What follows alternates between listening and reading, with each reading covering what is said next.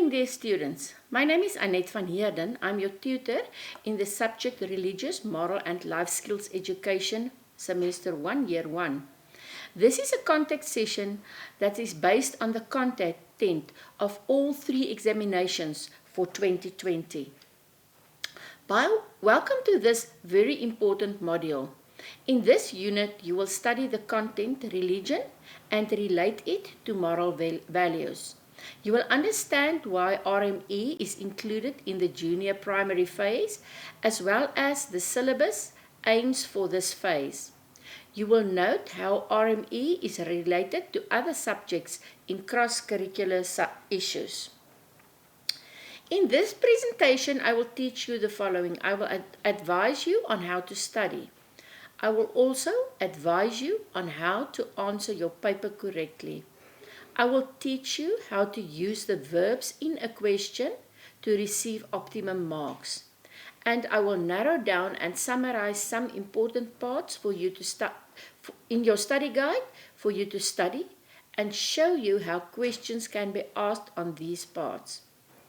Also, I will advise you on how and when you can obtain help from me. Suggestions on how to study. You cannot pass your subject if you do not know the content of the study guide.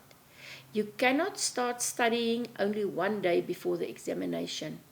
Please, students, every exam, I receive calls or emails a day before the exam to obtain help.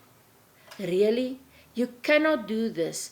Then it is not my fault if you don't pass. After you receive your study guide, immediately summarize the content.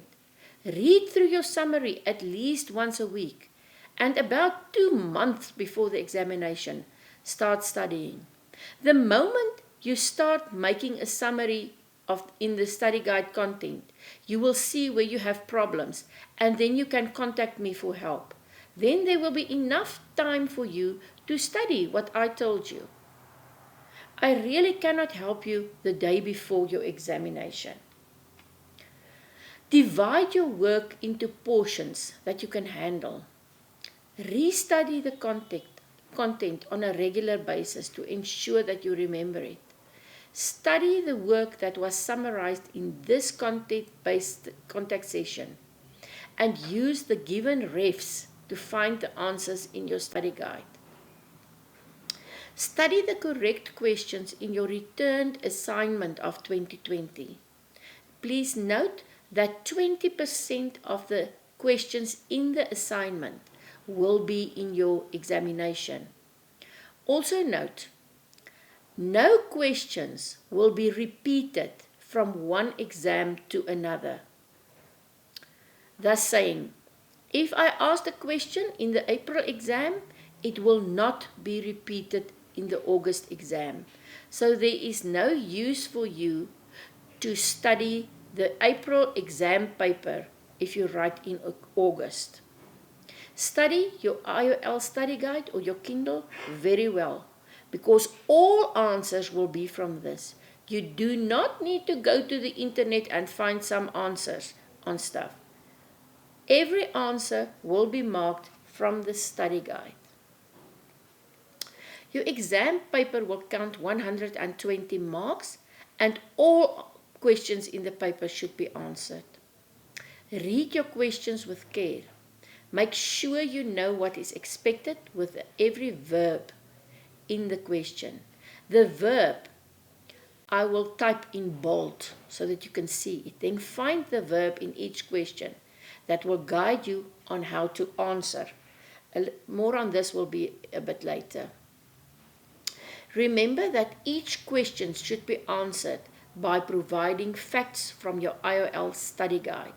This means that you should study your work. I cannot give marks if there are no facts from the study guide.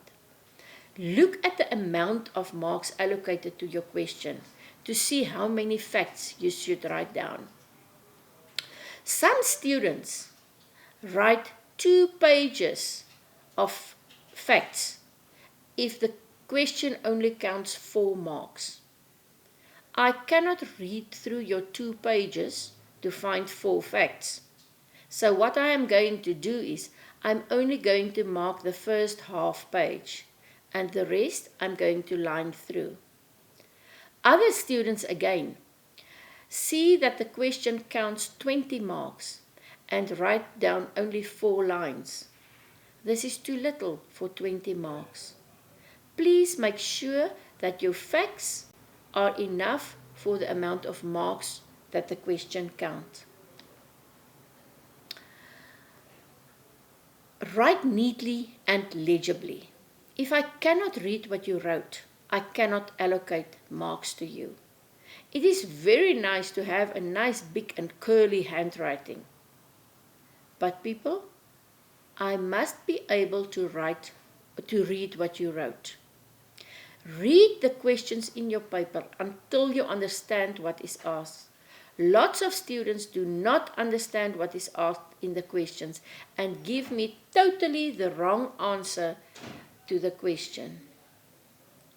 When I tell you to answer in your own words, this means you must construct the correct facts from your study guide into your own words. It does not mean you can make up your own facts and stories and write them down. Remember, I mark with a memorandum. I set the memorandum from your study guide. I have a moderator who needs the same memorandum to see if I marked correctly. So I cannot mark your own facts and stories. While doing this, make sure that you don't lose some important facts of the specific question. To avoid losing facts when you are writing it in your own words, list or number the facts underneath each other wherever possible. The only thing where you cannot list the facts is when I ask you to write an essay. Then it should be in essay form. Every exam paper is set in 3 levels of difficulty. Level 1 is 70% of the paper, level 2 20%, and level 3 10%. These levels are indicated by the specific verbs that lead the question. In the front part of your study guide, you will find a list of verbs, what is expected of you when I use a specific verb. You will have to study this list, or you will lose marks when not knowing what to do. Students should carefully look at the verb that leads the question. It will be printed in bold to see what needs to be done.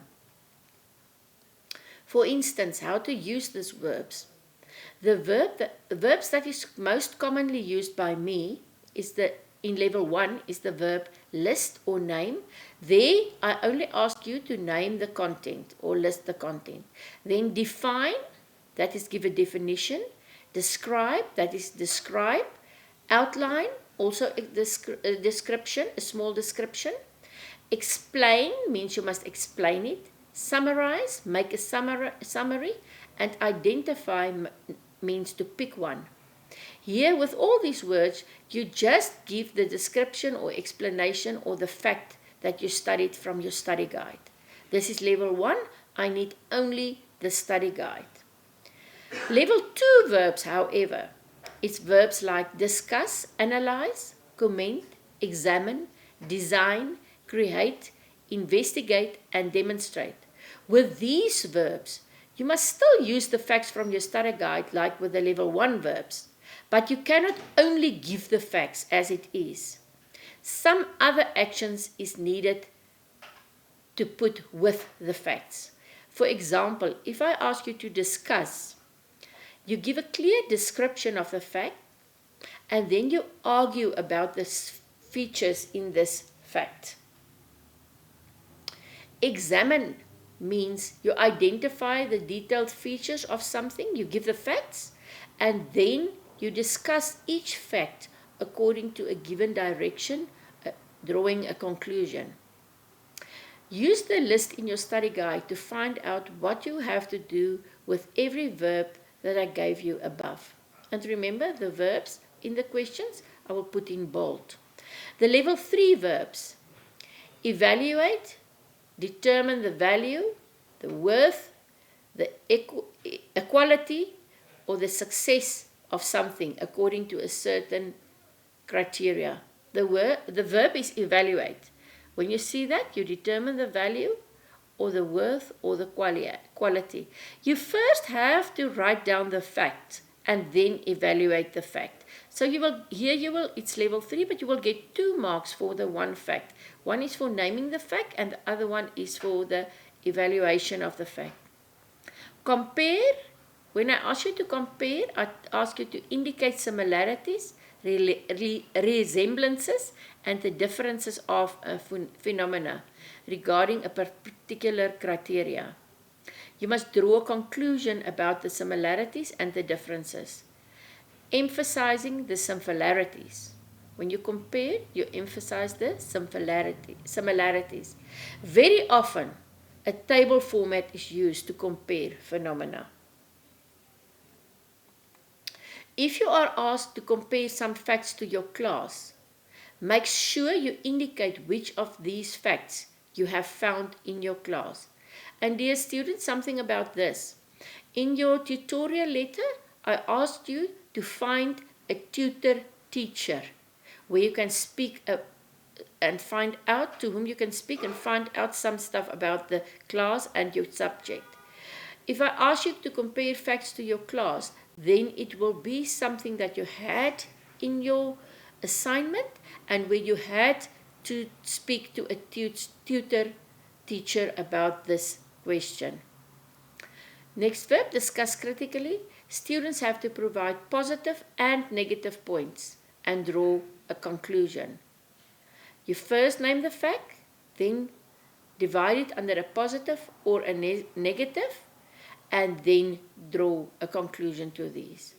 Determine means that you should use the information given, the facts, to work out the answer.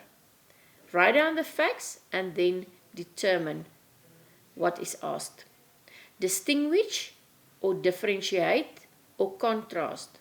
Here you also describe 2 phenomena or things according to a relevant criteria and clearly point out the differences between the 2 sets. The difference between distinguish and compare. Compare, you emphasize the similarities. Distinguish or differentiate, you clearly point out the differences. It is very important that you know what to do with all verbs, as if you don't know, it will cause you losing valuable marks.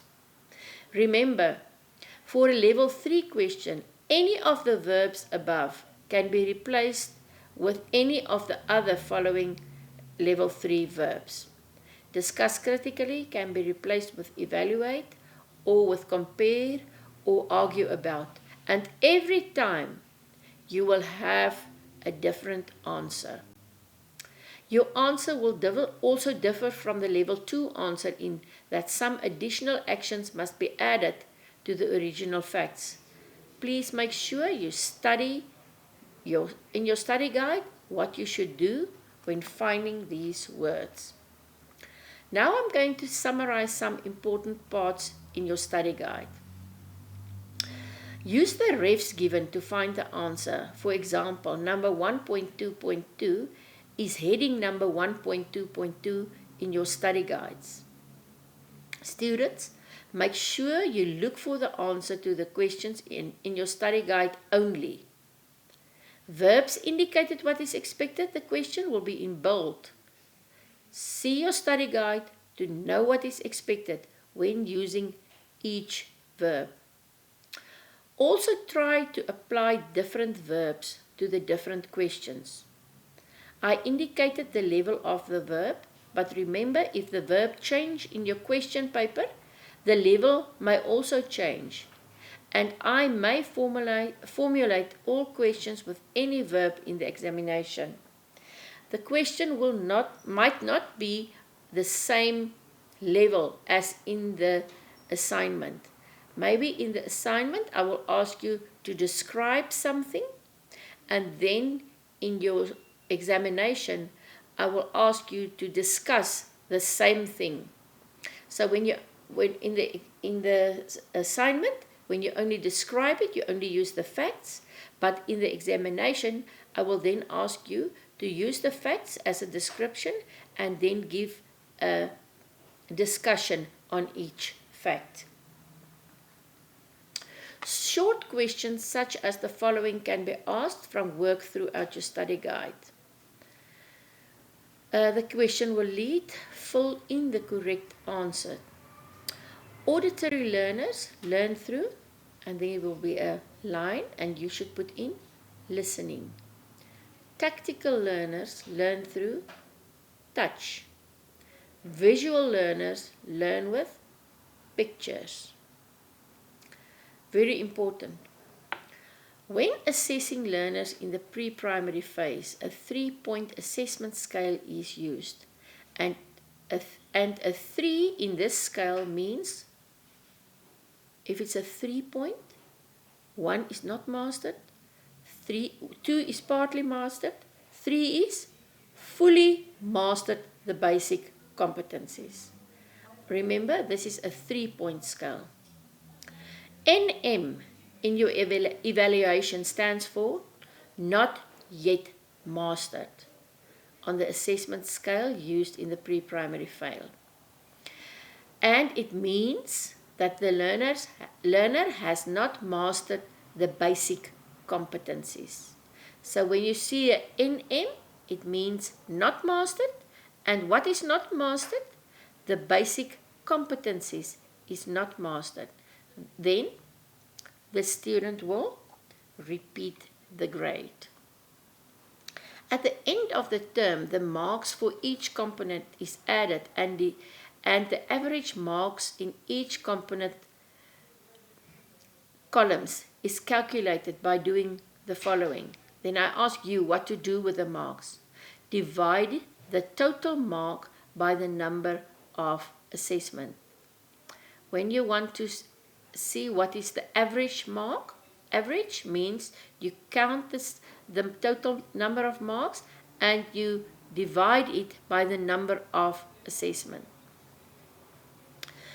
In number 1.1.1 in your study guide, explain the following terminology. Authenticity. Authenticity means legitimacy,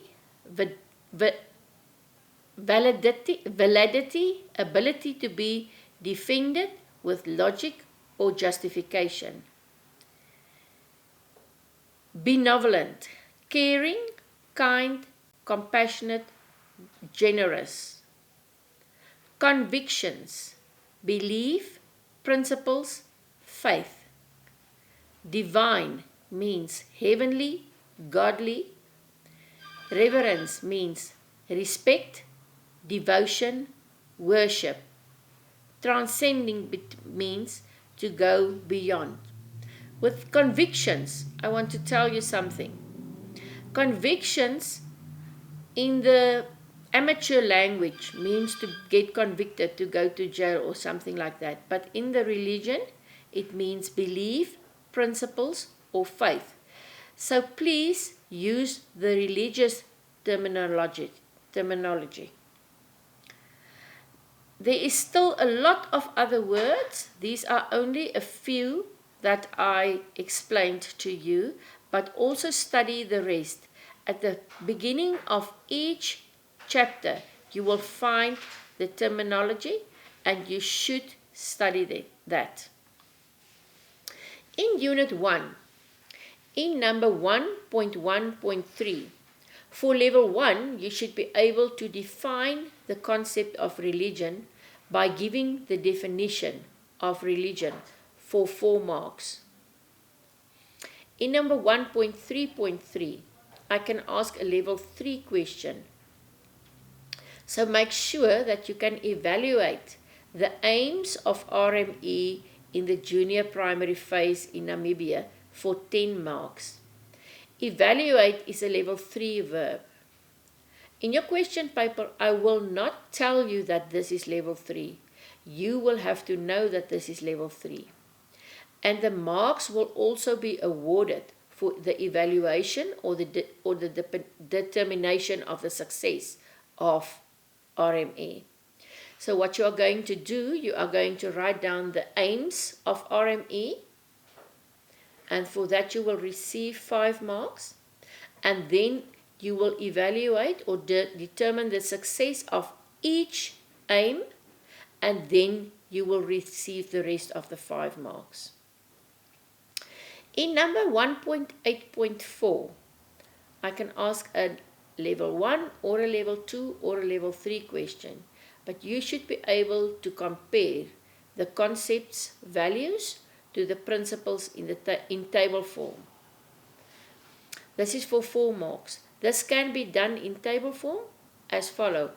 In the first column you put the values, and in the second column you put the principles. If I did not give you the values, then you will have to write down the values, and the values will have 2 marks. And then the principles that is compared to the value. If I ask you to compare, it must be written just next to the value. And for the comparison, you will also get 2 marks. If I gave you the concept values, and you must only put a principle next to each value, then there will be 4 values, and you will have to write down 4 principles. In number 1.12.4, you will find that when teaching morals and values to young children, certain principles and practices should be applied by the teacher. You should be able to describe at least 10 of these principles and practices for 20 marks. You will find these principles in your study guide in number 1.12.4. So I will advise you to just go and study all the principles there. Please remember, there are more than 10 principles or practices. I can also ask you to describe 15. And if you only studied 10, then you will lose out on the rest. In number 1.9.5, level 2, you will find that certain values have been incorporated into the Namibian laws, and you will be asked to critically discuss how each of the following incorporated values influence living in our country, arriving at a conclusion. This means critically discuss.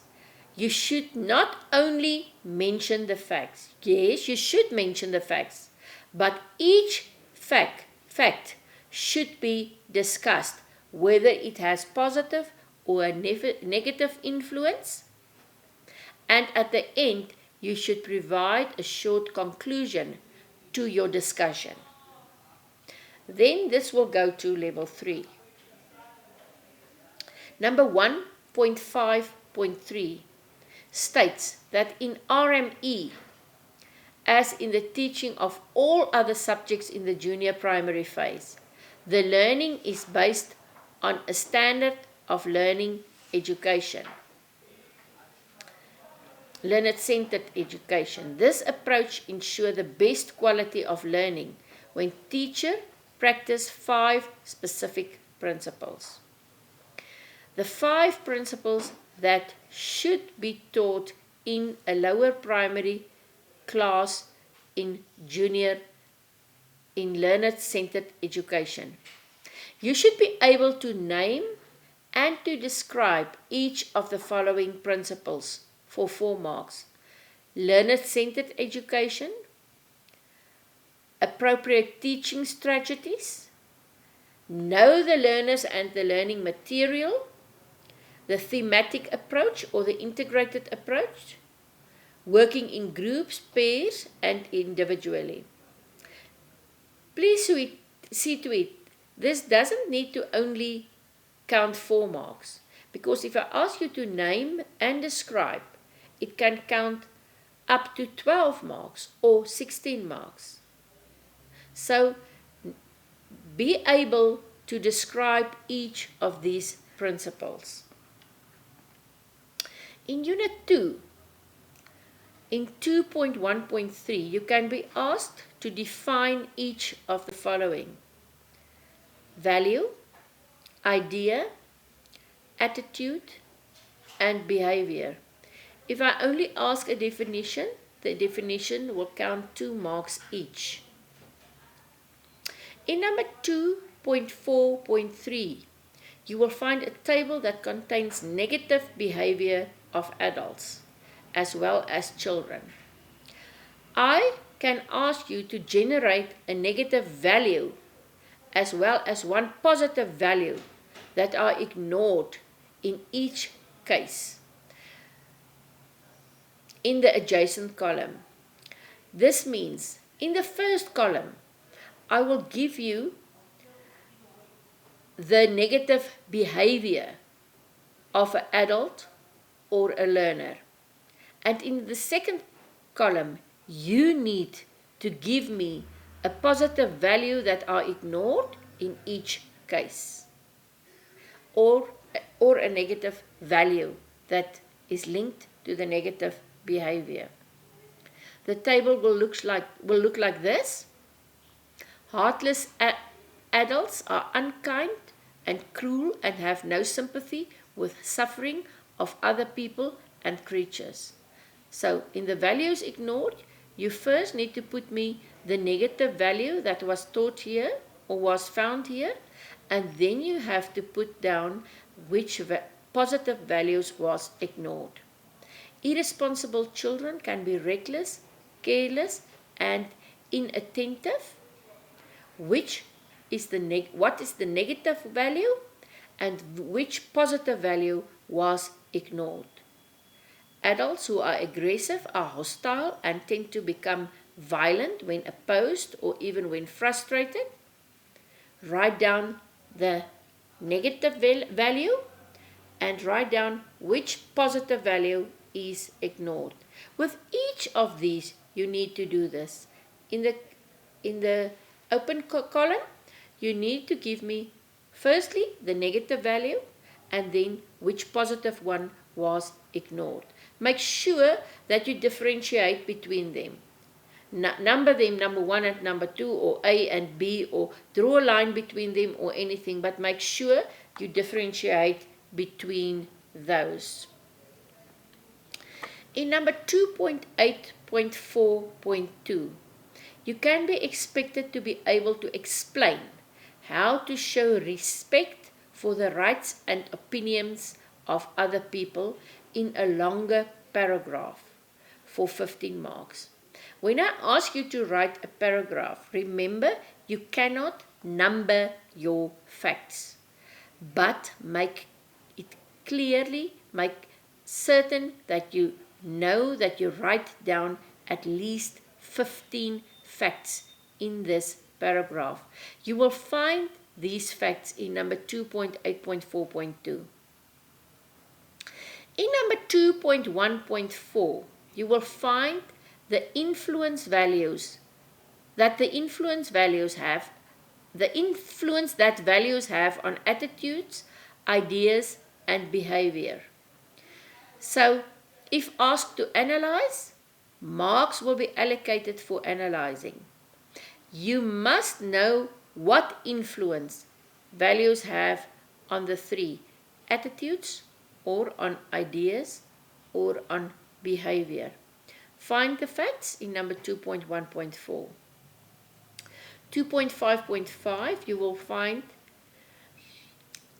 that you must be able to name and discuss the important values which, when taught to children, can make a significant difference towards the betterment of the community. If asked to name and discuss each, marks will be allocated, 15 for the naming, 30 for the discussion. This can be a very long question, but note, I never stated in this question that it should be written in a paragraph, so you can number each value. In number 2.9.3, you will find that the reasons for negative social behavior may have three groups of causes. This can be asked in a few different ways of questioning, but if I ask you to tableize the name of these groups and provide each group with the causes, it may look like this. Under the word names, you name the negative social behavior, and then next to it, under the word biological, you will write down how biological symptoms can cause the negative behavior. Under the heading psychological, you will write down how psychological causes can be the reason for the negative behavior. And under the heading sociological, you can be asked to write down what social behavior can be the reason for the negative behavior. In number 2.9.3, where you will find that the reasons for negative behavior may be caused by three causes, you can be asked to list these causes, and you can be asked to list 6 biological causes that may be reasons for social behavior, and you can be asked to list 6 psychological causes that may be the reasons for negative social behavior. So this is just another way of asking the previous question. Unit 3. In number 3.2.3, you will find the definition for emotional intelligence. Make sure that you know the definition. What is emotional intelligence? Number 3.8.5, under the statement managing stress is an essential emotional intelligence life skill, you can be asked to investigate how you can apply this life skill in your life under the following headings: managing your personal stress, avoid needless stress by prioritizing, embrace a healthy lifestyle. Describe that under 1 or 2 or 3 of these headings. In number 3.1.4.2, I will ask you to demonstrate how the following negative feelings can have a positive outcome in life: sadness or fear. Here you need to take the negative feeling of sadness.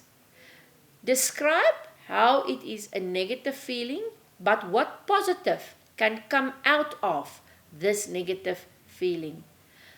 Some positive life skills can come from being sad, and that you need to describe. Also with fear. Fear is a negative feeling. Describe how fear is a negative feeling, and then you must please tell me how fear can have a positive outcome in your life, how it can help you with some other positive attitudes. In number 3.4.4.1, you should study the leadership styles identified by Daniel Goleman and be able in table form to compare any two different styles. I can give you a table with the heading coaching leader and commanding leader, and you should compare these to each other. Remember, when I ask you to compare, the fact in column 1 should be just opposite to the comparing fact in column 2. They should be linked to each other. That is what compare means. And this will give you a level 3 question. In learning activity 3.5.1, You will learn that problem solving is a controlled process. There are specific steps to follow as a guideline to problem solving. You should be able to name these steps. You should be able to discuss the action of each and invent a relative question that should be asked as a conclusion of your discussion of each of these steps. Make sure you know the steps that is in a guideline in problem solving. Please, this is very important. In number 3.1.4.3, you learn how positive feelings can have a life-changing effect on someone's life. I can ask you to give a critical discussion on each of the following, and then you will have to give a conclusion to receive marks.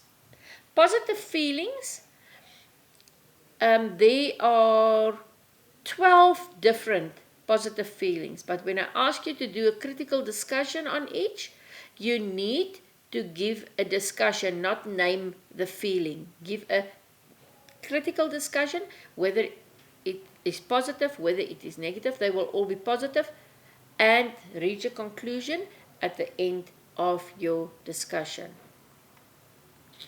Number 3.9, paragraph 9.2 and 9.3 state that in order to resolve conflicts, we need to listen, hear, and understand one another in the conflict situation.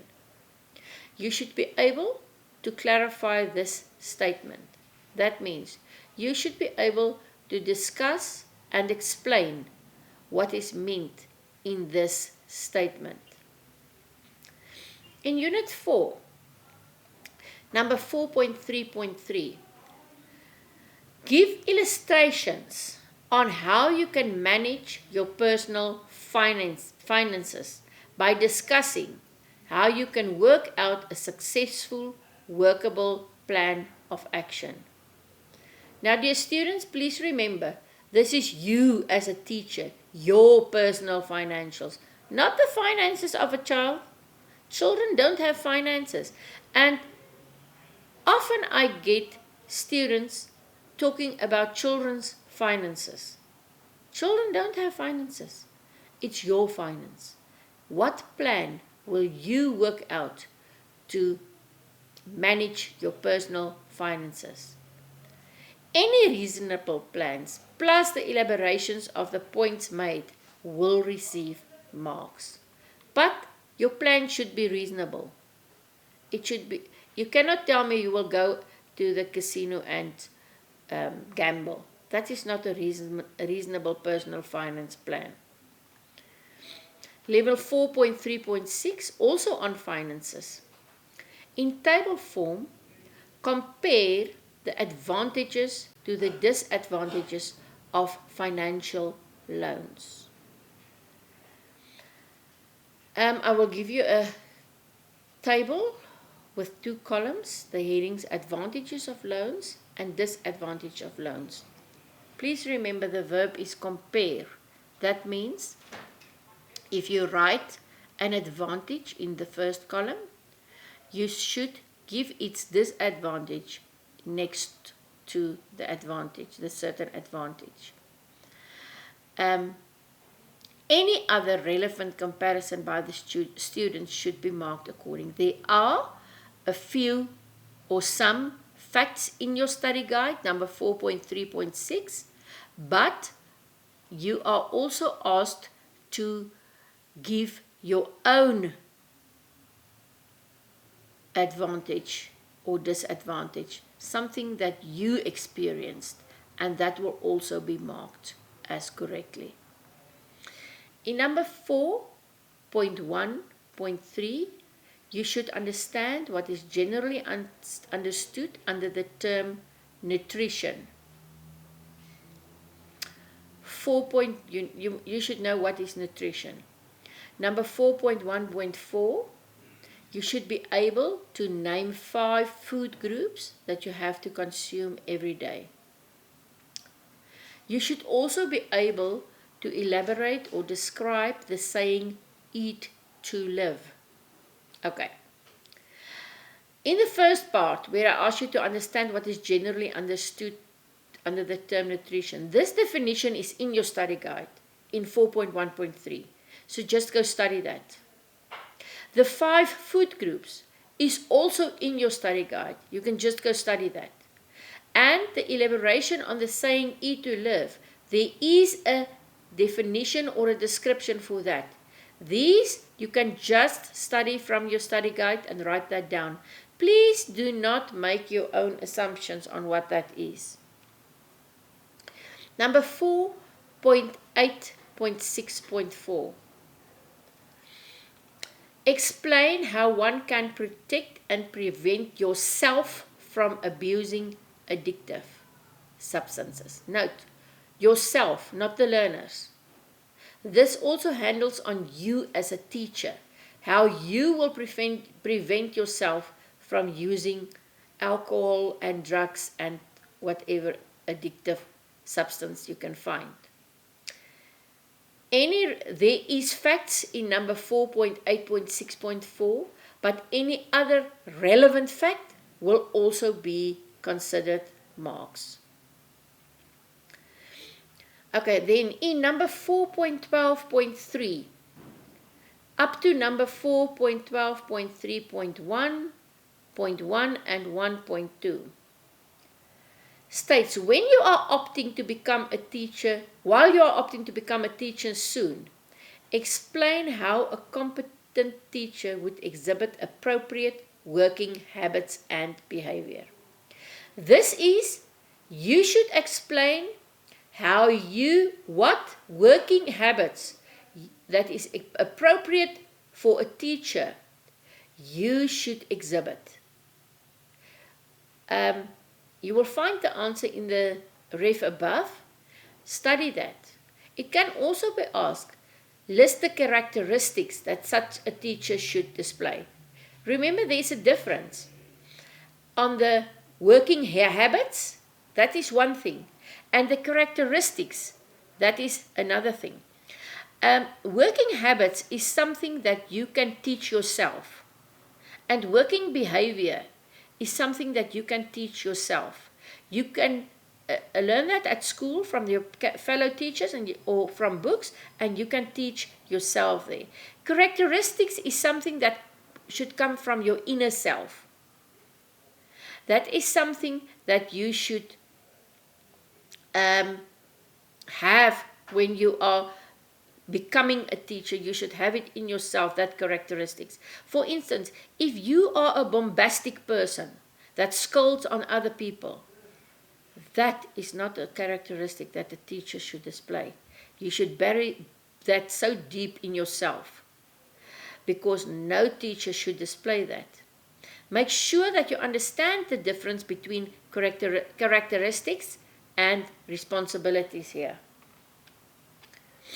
Unit 5. Discuss the personality types that you may come across in your pre-primary class. You should be able to name and describe each of them. These personality types are listed in number 5.10.3. So you can just study them there and study give a discussion on each type, a description. The descriptions you will also find in your study guide.